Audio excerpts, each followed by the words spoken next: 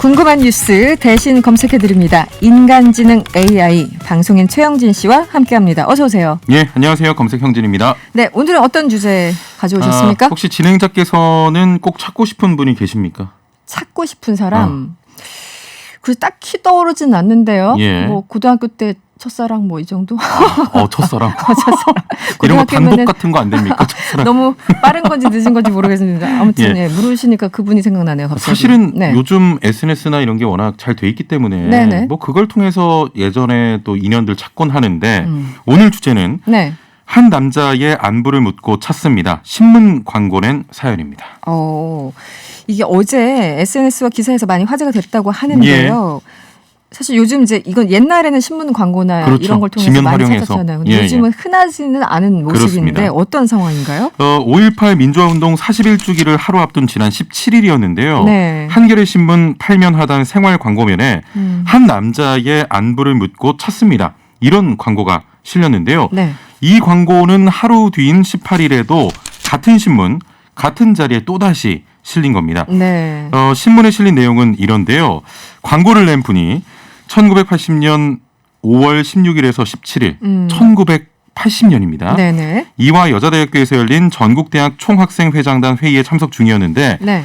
18일 자정부터 전국으로 확대된 계엄령이 발표되기 약 4시간 전에 만났다고 당시 정황을 밝혔습니다. 네. 또 자신이 찾는 남성이 공수부대에게 체포를 피해서 밤 11시 30분까지 이화여대 교정대 어느 건물의 지하 보일러실 기퉁이에 갇혀서 지독한 공포에 시달리다 5월 18일 0시 직전에 천운으로 탈출한 경험을 공유한 사람이라고 전했는데요. 그렇군요. 신문에 광고를 낼 정도면 사실 정말 찾고 싶은 분일 거잖아요. 그렇죠. 네네. 자, 그런데 무려 41년 전 고작 대여섯 시간을 함께 보냈던 사람을 찾는 것이었습니다.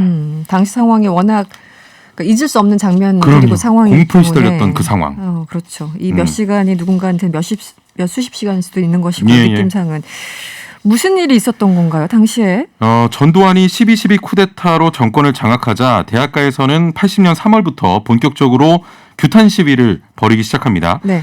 5월 16일엔 전국 55개 대학생 대표 95명이 이화여대에 모였고요. 회의가 이어지던 17일 군인들이 들어닥칩니다.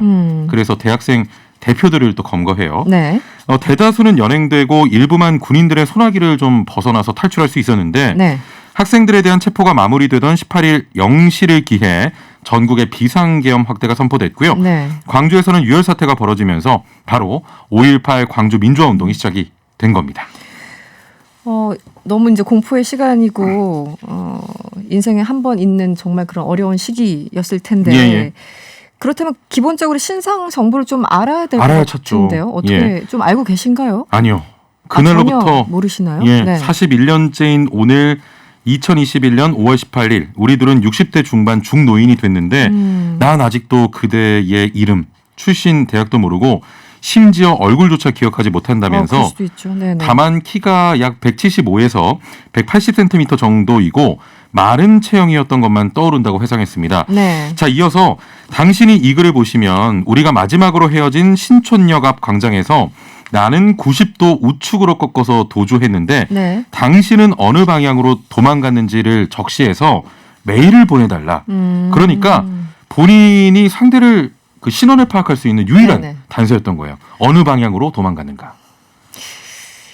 근데 이분 찾기 위해서는 아무래도 많은 사람들의 좀 도움이 필요할 것 도움이 같고 필요하죠. 물론 이제 그 당시 80년 5월 당시 그 현장 계셨던 분들이 많기 때문에 조금 있었기 때문에 이게 약간 기억이 겹칠 수도 있는데 어떤가요? 자, 그런 뭐 말씀하신 도움도 필요하지만 네네. 이 신문 지면을 조금 SNS에서 활성화시키는 그런 도움들이 있잖아요. 그렇죠. 이분들이 보실 수 있게 이분이 네네. 찾는 분이 많은 누리꾼들이 가슴 뭉클한 사연이다. 가슴이 먹먹해진다. 두 분이 꼭 연락했으면 좋겠다. 이런 반응을 보였고 네. 이 생활 광고는 18일 트위터에 올라와서 2만 5천 건 이상 리트윗이 됐고요. 9천 명이 넘는 사람들이 좋아요를 눌렀습니다. 트위터뿐만 아니라 각종 SNS와 온라인 커뮤니티에도 사연이 퍼져서 그 찾으려는 상대방 옛 동지를 꼭 좀 이 옛 동지가 보고 찾았으면 좋겠다. 이런 반응이 이어졌는데요. 네. 자, 두 분 만났을까요? 아니면 찾지 못했을까요? 아직은 못 찾지 않았나요? 시간이 그렇게 오래된 게 아니라서. 예. 못 찾았으면 제가 이런 질문을 안 하죠. 네네. 두 분 모두 생존에 있고 광고 덕분에 서로 연락이 닿았다고 해요. 닿았어요? 예, 두 분이 연락이 닿았다고 합니다. 아니 광고 나간 게 지금 며칠 안 된 거잖아요. 며칠 안 됐습니다. 17일 날, 이게 누리꾼의 18일 힘이죠. 날. 예. 와 대단한데요. 이 광고를 낸 분은 지난 18일 늦은 밤 한 남자에게서 이메일을 받고서 지난 19일 직접 통화해서 찾으려고 했던 사람이 맞다는 사실을 확인했다고 합니다. 네. 굳이 41년이나 지나고서야 긴박했던 사람을 찾겠다고 나선 이유는 뭘까요? 여러 언론사들이 좀 취재를 하려고 했습니다만 당사자는 취재에 응할 수 없다고 밝혔습니다. 네. 본인의 SNS가 아니라 또 신문 광고를 통해서 사람 찾기에 나선 것으로 봐서 자신의 신분을 좀 밝히기 어렵지 않았을까 이런 추측들이 있고요. 네. 혹시 광고를 낸 분이 여성분 아니냐 뭐 이런 추측도 있었는데 뭐 이화여대니까. 예, 지인들에 의하면 60대 남자라는 것만 좀 알려졌습니다. 그렇군요. 41년 전 또 역사의 소용돌이에서 서로를 의지할 수밖에 없었던 그 대여섯 시간. 예, 그 어떤 인연보다 더 소중한 시간이 아닐까 이런 생각이 듭니다. 정말 잘 됐네요. 만났으니까요. 예. 5103번님 두 분의 사연이 뭉클한 만큼 언론 등에서 두 분을 취재하거나 과한 이슈화가 되는 일이 없었으면 합니다. 제3자가 끼어들 영역이 아니니까요. 이런 문자 주셨고요. 예.